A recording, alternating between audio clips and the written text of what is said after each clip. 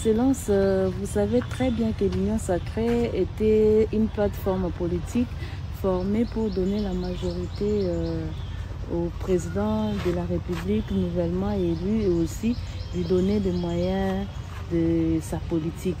Présentement, nous vivons dans la création tantôt des regroupements au sein de l'Union sacrée. À quoi sert exactement ces regroupements au sein de l'Union sacrée?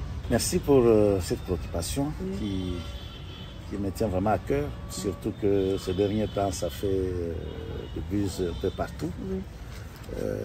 Vous l'avez bien souligné, l'Union sacrée était un regroupement qui avait un objectif.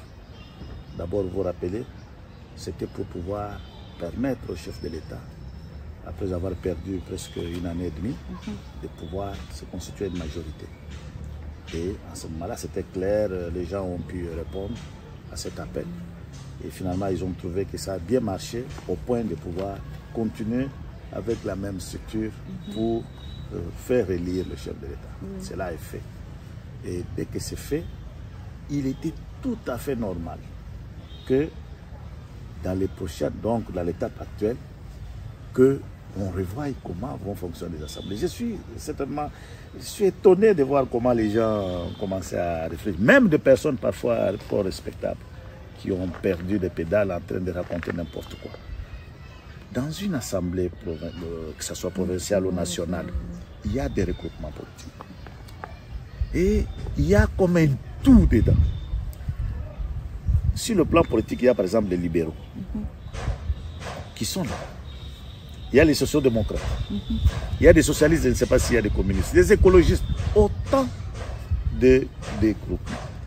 Mais lorsqu'il est maintenant question de gérer comme c'est le cas, bientôt là nous allons avoir un gouvernement. Chaque identité cherche à ressortir pour faire valoir tout ce pourquoi il est en tout ce qu'il professe.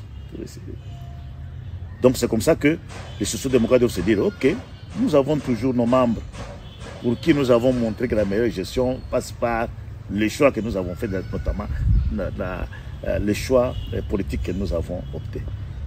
Qu'est-ce que nous allons faire pour faire entendre nos voix au sein du gouvernement qui va venir pour les 5 ans? Et à ce moment-là, ils peuvent se reconstituer, tels qu'ils sont, de la famille. Et ça ne serait pas un péché pour le faire. Et ainsi de suite. Ça, c'est déjà, ce n'est qu'un aspect. Un deuxième aspect, c'est que nous avons, comme j'ai dit là, nous avons eu un panier qui a tout pris. Et le serpent dedans. Et le poisson, tout dedans. Et je peux un peu emprunter à la parole de Dieu dans la Bible lorsqu'on dit, et qui est, lorsqu'on pose la question, Christ, il dit, bon, on lui dit vos frères ou quoi sont là. Il dit, non, mes frères sont ceux qui font la volonté de mon Père. Et là, c'est une particularité. Ce n'est pas parce que nous étions ensemble nous avons voté. Mais nous devons effectivement identifier qui sont effectivement les vrais. Parce que rassurez-vous que parmi ceux que nous avons qui sont réclamés de l'Union sacrée, il y en a qui n'étaient là que pour voir comment ça fonctionne, parfois comme des tops. Ça, je ne mâche. Ah, voilà. Ça, je ne mâche pas le mot. Il y a des gens qui sont allés là-bas pour piéger. Aujourd'hui, parmi ceux-là, il y en a qui ont échoué. Quel va être leur comportement? Nous sommes en train d'assister. Ah ouais, nous sommes en train d'assister à, même au sein même des mêmes partis. Nous avons vu les gens qui ne sont plus, qui ne respectent plus la ligne de conduite parce que j'ai échoué, on a pris mes voix. Sociaux, voilà, c'est une guerre. Déjà dans un parti politique. Et enfin, ils sont sortis comme députés provinciaux. Ah, ils sont sortis, voilà. Mais entre-temps, vous avez d'abord diabolisé les responsables cachés sur l'autorité du parti. Alors, tous ces éléments-là, c'est le moment de pouvoir dire, ah, qui est effectivement avec nous, avec qui nous pouvons proposer quoi. Et j'ai suivi, heureusement que même les initiateurs l'ont dit qu'il nous fallait tout simplement être prévoyant. Et ça s'est fait comme ça partout. Et ici, il faut souligner que nous sommes peut-être la conséquence, nous vivons là la conséquence du fait que dans les années passées, nous avons eu à bénéficier de pouvoirs comme ça, comme par baguette magique. quelqu'un qui sort de rien, qui n'est même pas connu, parfois qui n'est même pas compétent, et il se retrouve qu'il est nommé. Et les gens croient que c'est comme ça. C'est ainsi que j'ai vu. Les gens disent, mais imaginez-vous que maintenant là, qu'est-ce qui devait se passer? C'est le chef qui devait appeler les gens, c'est eux qui devaient aller vers lui. Parfois on ne sait même pas qu'est-ce qui devait se passer. Donc les gens réagissent dynamique. Même pas, mais ça c'est dans le processus tout à fait normal. Aujourd'hui, après le processus de l'étape de contentieux électoraux, le 29 déjà, vous avez déjà vu l'invitation, il faut aller dans l'hémicycle. Alors, ils vont être identifiés. Et après, lorsqu'il y a des gens, des politiciens qui sont, et quand vous citez les Julien Paluku, le Vital Kamerhe, ce n'est pas les petits messieurs, et ils savent comment les choses se déroulent. Voilà, de la politique congolaise. Ils savent qu'est-ce qu'ils se font, ils anticipent.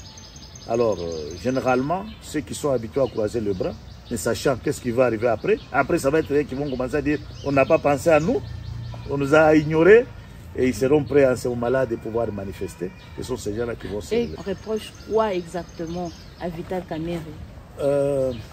Si, vous savez, je suis en train de...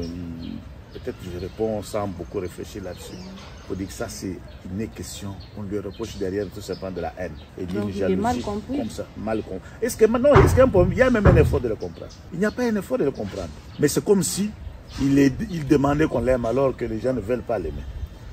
Vous savez, moi je considère cela comme genre comment, donc, des comportements là importunent même le chef de l'État. Ça je vous dis. Parce qu'imaginez-vous, le chef de l'État il n'y a pas longtemps, je ne sais pas si ça fait un mois, lors du dernier jour de campagne, il est passé sur une des chaînes, donc Top Congo. Hein, c'est ça, voilà. Alors, il passe, on lui pose la question. Et je ne sais pas comment il est tombé sur la question de ce qui s'est passé, des difficultés certainement qu'il a dû rencontrer dans le mandat passé. Il tombe sur le cas Vital Kamerhe. Il a dit, je l'ai suivi, que tout ce que nous avons connu, ce n'était qu'une machination boutiquée pour salir une personne. Et cette personne, il a dit, je ne me cache pas, c'est Vital Kamerhe qu'on a voulu salir. À supposer que tout ce qui s'est déroulé lors de ce moment, et qu'aujourd'hui, on a découvert comme étant une super chaîne. Mais vous avez des personnes qui se réclament le soutien du président, qui vont à l'encontre. C'est l'importuné. C'est de croire que vous êtes clairvoyant, vous savez, vous connaissez la personne mieux que le chef de l'État. Ça, c'est intolérable que la population, qui peut être manipulée, touchant sur cette corde sensible qui est tout simplement la haine, tout ça, et commence à récupérer la chose. Mais par rapport au chef de l'État, il y a un mois. Donc vous connaissez que nous connaissons très bien Kamerhe, nous connaissons Paluku et autres, mieux que lui. Non, je ne pense pas. Et puis de deux, il y a un aspect très important. Nous avons décrié tout au long du premier mandat. Je prends d'ailleurs tout ce que le chef a dit. Mais vous croyez que les adversaires de ces pays ont croisé les bras parce qu'on a relis ce que depuis c'est fini? Non. Ils changent les États. Et leur stratégie même. Voilà, leur façon de pouvoir, deuxième mode opératoire, c'est ça. Ils vont commencer à aller dans la masse pour ne pas permettre à ce que le chef soit serein pendant cette période pour se consacrer à la composition du gouvernement et ainsi de suite. Ils vont commencer à aller dans la masse en train de raconter parfois, faire tout pour lui séparer de ses collaborateurs. Comme ils l'ont fait avant. Et c'est ça. Moi, je dirais tout simplement que dès que je trouve quelqu'un qui sait argumenter avec élément cette affaire, ça directement, je me dis, voilà un. Il roule pour certaines forces obscures. Et puis, qu'est-ce que vous pouvez maintenant dire à la population? Parce que c'est important de créer des blocs par-ci, par-là pour dégager la majorité et puis permettre aux chefs de nommer les premiers ministres, chefs de gouvernement et nommer les ministres pour qu'ils commencent à travailler. Parce qu'avec des troubles comme ça dans les pays, parce que la RDC est devenue un pays d'information et chaque jour qui s'élève, nous avons une autre information et les gens sont distraits. Qu'est-ce que vous pouvez dire à la population? par rapport à ce qui s'est fait maintenant autour des alliés de Félix Tshisekedi? Bon, à la population, je leur demande une seule chose, de faire confiance au chef. Nous avons élu le chef, le reste du travail c'est lui. Nous pouvons émettre des points de vue dans tous les sens. Ça sera finalement l'Assemblée et le chef de l'État où il y aura les discussions, qui sera président de ceci, qui sera premier ministre ou quoi. Alors, à notre niveau, nous supposons que lorsque nous avons donné la majorité écrasante à Félix Antoine Tshisekedi, c'est-à-dire que nous lui avons prouvé notre confiance envers sa personne. Et c'est ainsi pour le reste. Le reste, c'est ça, ce qui va arriver. Ce n'est pas à nous de commencer à lui dire attention, attention, ne prenez pas celui-là. Non, non, non, non, non. Non, non, là, nous l'embrouillons. Et lorsque nous l'embrouillons, il peut, c'est un homme qui peut céder à la clameur publique et passer à côté d'un bon choix. Donc, cette population est appelée à pouvoir faire confiance à son chef et surtout suivre son mot d'ordre. Parce que lorsque le chef dit, on s'inquiète. Mais si nous avons un chef, lorsque nous réagissons, nous ne regardons pas qu'est-ce que le chef va dire. Il y a quelque part des obéissances et ça, ce n'est pas un bon comportement. Donc, tel que nous vivons, nous devons dire, soyez d'abord calmes, qu'est-ce que le chef va dire. Et d'ailleurs, lorsque vous avez sur la question, parmi certains de vos confrères et consoeurs ont tendu le micro au président intérimaire de l'UDPS, Augustin Kabouye. Ce n'est pas un politicien de moindre. Et quelle est sa réponse? Il dit qu'il est étonné que cela puisse embrouiller l'opinion pour rien. Mais pour cette population-là, donc vous n'êtes pas content de la position qu'a le chef de l'État quant à la personne. Vous n'êtes pas content des réponses que donne et vous voulez qu'on suive la vôtre. Nous sommes à côté. Et cette population de faire attention parce que s'il ne fait pas ce que je dis ici, ils sont en train de préparer le lit pour les gens, les adversaires qui n'ont pas des armées et qui vont continuer et par cette voie-là à pouvoir torpiller l'action future que le chef d'État va mener. Merci beaucoup, Excellence, pour votre contribution à cette émission. Je pense que la population a compris que Vital Kamerhe est tout simplement mal compris.